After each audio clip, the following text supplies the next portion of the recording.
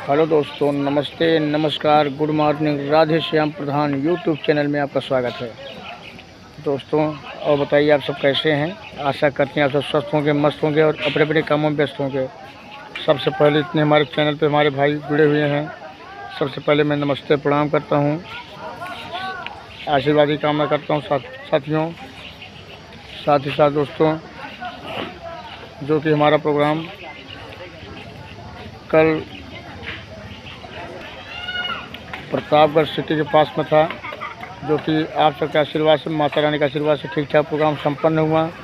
जो कि दोस्तों आज घूमने के लिए आए थे, घूमने दोस्तों, जो कि श्रृंगारपुर धाम पर ये गंगा मैया हैं, गंगा मैया बह रही हैं, जो कि काफ़ी भक्त लोग आ रहे हैं, जा रहे हैं, और ये बहन जी जा रही हैं, जो कि दोस्तों काफ़ी भीड़ है।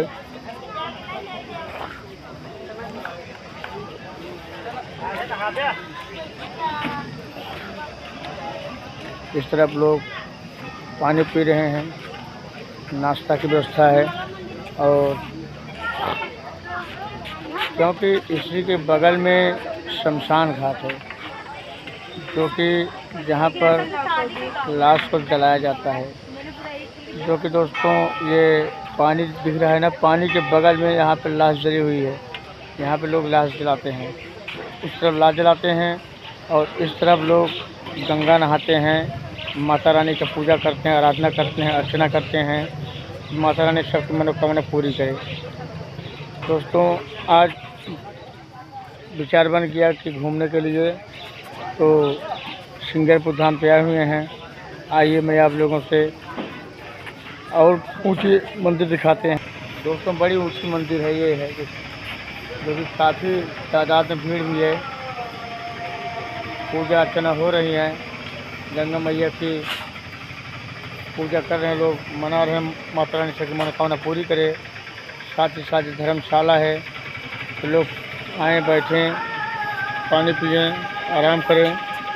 और ये हनुमान जी की मूर्ति है, जो कि दोस्तों बड़ी अच्छी मूर्ति है। जो कि दोस्तों गंगा जी सबको नहाना चाहिए। नहाने से लोग बताते हैं दादा परदादा कि नहाने से पाप धुल जाता है। तो गंगा जी आप सब आएँ और नहाएं। साथ ही साथ दोस्तों एक बार आप श्रृंगारपुर घाट पर आकर देखें, यहाँ का नज़ारा क्या है, यहाँ का दृश्य क्या है। दोस्तों, यहाँ का नज़ारा बड़ा अच्छा है, आपसे कभी आएंगे तो दिल खुश हो जाएगा। दोस्तों, जो कि पास में कुआं है, ये बहुत पुराना कुआं है। ये हनुमान जी की मूर्ति बड़ी पुरानी मूर्ति है, प्रसिद्ध मूर्ति है, जो कि महाराज जी साफ सफाई कर रहे हैं मंदिर की। महाराज प्रणाम, कैसे हैं आप? ठीक ठाक हैं? सब ठीक ठाक है। आज आप लोग का दर्शन करने के लिए बस दूर से चले आए। कम से कम हमारे घर यहाँ पड़ेगा 50 किलोमीटर। हाँ, ये वो स्थान है, यहाँ पर राजा दशरथ जी की मनोकामना पूर्ण हुई थी। जी जी, नहीं, उनके संतान नहीं थे। सही है जी। तब उनके गुरु महाराज ने बोले थे, वशिष्ठ जी महाराज, कहे राजन आपके चौथे पन्न में 4 पुत्र होंगे। कब होंगे? चौथे वृद्ध अवस्था में। सबके तो जवानी में पुत्र पैदा होते हैं, सही है जी, लेकिन उनके वृद्ध अवस्था में। सही महाराज। जब उनका वृद्ध अवस्था हो गया तो अपना श्रृंगार करके आईने में देख रहे थे चेहरे को, दाढ़ी बाल उनका पक गया। और जब पक गया तो उन्होंने विचार किया कि हमारा चौथापन आ गया है। तीनों रानियां में किसी रानी का कोई सुनवाई नहीं है। और उन्होंने कहा, गुरुदेव ने किसी समय कहा था कि चौथे पन्न में 4 पुत्र होंगे। तब उन्होंने अपने गुरु से पूछे, वशिष्ठ जी महाराज से जी, कहने लगे, गुरुदेव आपने किसी समय कहा था कि हमारे 4 पुत्र होंगे चौथे पन में, लेकिन हमारा चौथा पन आ गया, अभी किसी रानी का कोई सुनवाई नहीं है। भाई जब फूल लगेगा तभी फल लगेगा। सही महाराज, और क्या? तब उन्होंने बोले, राजन आपको पुत्र यज्ञ करवाना होगा जी। तब वो राजा थे ही चक्रवर्ती नरेश, सही है जी, धन की किसी चीज की कमी नहीं थी। तो कहे, गुरुदेव इस यज्ञ को संपन्न करवाइए जी। तब वशिष्ठ जी महाराज बोले इस यज्ञ का ज्ञान हमारे पास नहीं है। जैसे डॉक्टर के पास आप गए, डॉक्टर ने बता दिया कि ये मर्ज है, तो मरीज को कहेगा कि भैया इलाज करिए, दवा दीजिए। सही गुरु, और क्या। जब आप मर्ज बता सकते हो तो आपके पास दवा भी होनी चाहिए। महाराज, और क्या। तब उन्होंने कहा कि श्रृंगवेरपुर से श्रृंगी ऋषि को बुलवाइए। तब ये रामचरितमानस में लिखे हैं कि श्रृंगी ऋषि वशिष्ठ बुलावा, पुत्र हेतु शुभ यज्ञ करावा। इन्हीं पुत्र कामना के लिए ये श्रृंगी ऋषि गए थे वहाँ पर, यज्ञ करवाए। उसी यज्ञ से जो है कि भद्र से जो खीर उत्पन्न हुई है, उसी से अर्ध भाग कौशल्या दी है, और आधे में आधा कैकेयी आधा सुमित्रा को दिए। तब ये प्रकट हुए भगवान राम में, यही ऋषि गए थे पुत्र यज्ञ करवाने। अच्छा जी। इसीलिए इसका नाम श्रृंगवेरपुर धाम। ये त्रेता युग में कुहिसात की राजधानी। अच्छा जी। भगवान का जन्म तो ये करवा दिए, लेकिन जब वो वनवास आने लगे तो अयोध्या से और यहाँ तक राजसी भेष में आए। अच्छा जी। रथ से चढ़ करके आए, क्योंकि राजा दशरथ जी बोले थे मंत्री को, इनका 14 वर्ष के बजाय 14 दिन में घुमा करके गंगा तट तक घुमा करके पुनः वापस ले आए। जी महाराज। तब जब यहाँ पर कहे कि प्रथम वास तमसा भयो दूसर सुरसर थे, यानी कि तमसा नदी के तट तक पूरे अयोध्यावासी थे। सही है महाराज। तो जब वहाँ पर देखे कि अयोध्यावासी पीछा हमारा नहीं छोड़ेंगे, तब अपने मंत्री सुमंत जी से बोले, मंत्री रात्रि में ऐसा रथ को हाँकना कि रथ की पहिया की लीक न दिखाई दे जी, नहीं तो और थोड़ी देर ये भटकेंगे, उसके बाद पुनः अवधपुरी वापस चले जाएंगे, नहीं तो पीछा नहीं छोड़ेंगे। सही है जी। तब रात्रि में वहाँ से चल दिए, सुबह यहाँ पर पहुँचे। कहे कि सीता सचिव सहित दो भाई श्रृंगवेरपुर पहुँचे जाई, उतरे राम देव सर देवी तीन ही दंडवत हर्ष। यहाँ क्या देखते हैं, माँ गंगा जी को देखते हैं और रथ से उतर करके इनको प्रणाम करते हैं। तब कहे यह सुन सुध गुहिसाद जब भाई मुझ के लिए बंद बना। यहाँ का राजा गुहिसाद जी, उसने सुना कि हमारे राज्य में मर्यादा पुरुषोत्तम आए हैं, इन्हें तलवार लेकर के कहा, प्रभु आप अयोध्या के राज्य छोड़े हो तो ये राज्य ले लीजिए।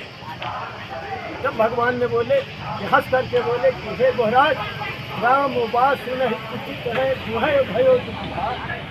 यदि माता जी और पिताजी की आज्ञा है कि हमको 14 वर्ष वन में रहना है, तो कहा जब ये बात है प्रभु, थोड़ी दूर पर उनका पुष्पवाटिका है, क्योंकि राजा महाराजा थे ही, तो महल से कुछ दूर पर उनका बगीचा था, नाना प्रकार के फूल फल लगवा करके सही है कुटे वो रहते थे। सही है महाराज। बगीचे में ले गए। हाँ। तो बगीचे में प्रभु को बहुत रमणीक स्थान लगा। अच्छा जी। तो बहुत प्रभु ने बोले कि अब रात्रि यहीं पर साइन करेंगे। रात्रि वहाँ विश्राम किए, तब सुबह पहर निषाद से बरगद का दूध मंगाए और अपना राजसी भेष उतार दिए और वनवासी भेष धारण किए, और उस दूध से जो है कि अपने जटा को जूट बनाए। अच्छा जी।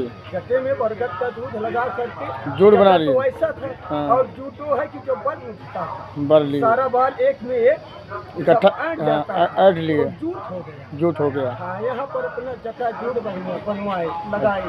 तब सुबह सुमंत जी से कहते हैं कि अब तुम पुनः अयोध्या के लिए जाइए। तो मंत्री हाथ जोड़ करके बोला, प्रभु मैं कैसे जाऊं, राजा को क्या मुंह दिखाऊं। वो तो बोले कि साथ वापस ले आना। सही है जी। तो बोले कि तुम भी तो हमारे पिता तुल्य हो, हमको तो 14 वर्ष वनवास में बिताना है जी, वन में, तो हमको इस तपस्या को पूर्ण करने दो और आप जाइए बता देंगे। और जैसे मंत्री वहाँ पहुँचते हैं अयोध्या, राजा दशरथ पूछते हैं कि मंत्री राम, हमारे प्राण के प्रिय राम कहाँ है? राम कहाँ है? राम बोले राम वापस नहीं है, वो तो वन के लिए चले गए। तभी राजा दशरथ जी ने अपने शरीर को त्याग देते राम के कारण। कहे जब राम नहीं तो दशरथ किस काम का? किस काम के दशरथ? सही है गुरु। तो प्राणधार श्री राम है। सही है। तब उन्होंने शरीर को त्याग देते और यहीं पर कहे कि मांगी नाव नकेवट याना, कहो तुम्हारे मरम मैं जाना। लक्ष्मण जी कह रहे थे कि हम तो प्रभु के साथ हमेशा हूँ, लेकिन मैं मरम नहीं जाना और तू ये तुक्ष निषाद होकर के तू हमारे प्रभु का क्या मर्म जानता है? सही है जी। कहे हाँ लक्ष्मण। तब प्रभु बोले कि लक्ष्मण सत्य बात कह रहा है निषाद। जब ये अगले जन्म में द्वापर में ये कछुआ था और मैं क्षीर सागर में शयन करता था, तो आप शेष सैया बना करके फन से हमको छाया करते थे, और जब ये कछुआ पैर छूने को जाता था तो आप फन से मारते थे। और ये जो माँ जानकी जी हैं, ये लक्ष्मी जी थी, और ये भी हाथ से हटा देती थी, पैर छूने को हमको नहीं देते थे। सही है महाराज। वो मर्म मैया आज हम बिना पैर पखारे आपको नाव पर नहीं बैठाएंगे। आपके जो चरण में जादू है जी। कहीं जादू है, कहीं हाँ, कहीं छुअत शिला भई नार सुहाई। जब पत्थर के आपके चरण रज पत्थर में लग गया तो अप्सरा बन गई। अप्सरा बन गई। अगर कहीं हमारी मैया में अगर ये नारी बन जाएगी तो एक नारी घर में है, दूसरी नारी क्या करेंगे प्रभु? सही है जी। दूसरी नारी क्या करेंगे प्रभु? तो कहीं ठीक है, जैसी तुम्हारी इच्छा हो। तो कठौती में जल नहीं ले आया। भाई कठौती में भाई लकड़ी की कठौती होती है और लकड़ा का कठौता होता है, उसने कठौता में जल ले आया। पानी कठौता भर जले ले आवा। कहा कि अगर ये जादू है, कठौता रहेगा तो ये लड़का बनेगा। कठौती में लाएंगे तो लड़की बन जाएगी जी। अब कठौता में लाएंगे लड़का बनेगा तो लड़का बनेगा। अगर जादू होगा तब जादू होगा तो सही है जी। तब जो है कि यहीं पर पैर हिला करके और पार किए, यहाँ से पार होकर के प्रभु पहुँचते हैं भरद्वाज मुनि आश्रम प्रयाग नहा करके, फिर वहीं से चित्रकूट के लिए प्रस्थान करते हैं। 12 वर्ष तक चित्रकूट में बिताए। सही है महाराज। और 2 साल में अपना नर लीला करके सारा किया। सही है महाराज। चलिए ठीक है महाराज। आप जय श्री राम। जय श्री राम। जय श्री महाराज, आपसे मुलाकात करके बड़ा अच्छा लगा। आपकी वाणी बड़ी अच्छी लगी और बढ़िया ना महाराज। और सब चलिए महाराज, आपका आशीर्वाद से छाया बना रहे, आप लोगों से मुलाकात होता रहे। सही है महाराज जी। तो महाराज जी बड़े ढंग से पूजा करते हैं, बड़े अच्छे पुजारी हैं जो कि इसी मंदिर की रखवाली करते हैं। महाराज मैंने जब भी यहाँ पे आता हूँ तो महाराज जी से मुलाकात जरूर करता हूँ। ठीक है महाराज। अच्छा महाराज जी प्रणाम।